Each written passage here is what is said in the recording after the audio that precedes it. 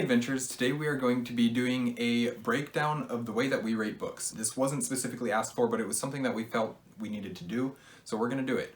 Basically, we're going to be, again, following our 5 elements outline, and we'll just break it down from there. So we already, in our 5 elements video, we explained what those elements of story were, but we didn't explain how many stars, if you will, we assign to each of those sections so that we can create our reviews, our 5-star or less reviews. Yeah. So, starting with characters, as we always do, characters gets 1 star, or up anywhere between 0 and 1 stars, depending on how good character development are, how interesting the characters are, and this could be very objective, but we try to do it so that if we like the way that the characters are developing or who the characters are, then we do it very subjectively, so that way we can get an accurate rating of what we feel the book was to us. Right, their personal ratings. Yeah. The next element is plot, and that also gets 1 full star. Very similar to how characters work. We talk about plot structure, how it flowed, was it consistent, all the things we've talked about in our 5 elements video we apply to plot, and then also our own personal opinion on how they did the plot. Yeah. And because of that, Tony and I come up with very different ratings sometimes for the same books because I liked the plot and he didn't, or vice versa. So, as we mentioned in our 5 elements video, these first 3 are kind of this higher tier for us. They're more important to a story. So that's characters, plot, and then themes. And so this themes is the 3rd part, and that also gets 1 star. And again, this is exactly the same with the last 2. Do we like the themes? Do we feel like they were portrayed well?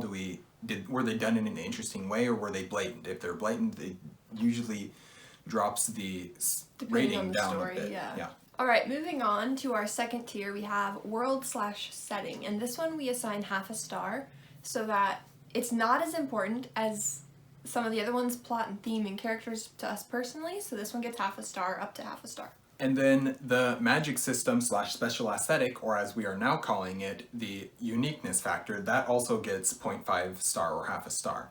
Because, again, it's not as important, but having it there is very important to making a story good. Mm-hmm.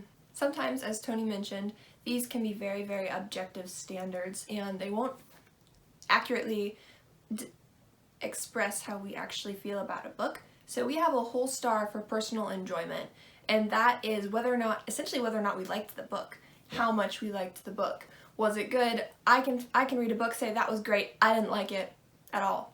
Yeah. And so that's why we have a whole star for that, because these are our personal ratings for the books. And that does include things like the writing style as well. Mm-hmm. So that's really a pretty quick, simple breakdown of how we rate books. Let us know if you have a different rating system. I know there's hundreds of them out there, and ours is just kind of something that we've latched onto because it was something that was easy for us to remember and to make. And we needed some sort of structure to assign our books to fit our books so that we could come up with a rating besides just saying, 4 stars without having any reasoning behind that. Exactly.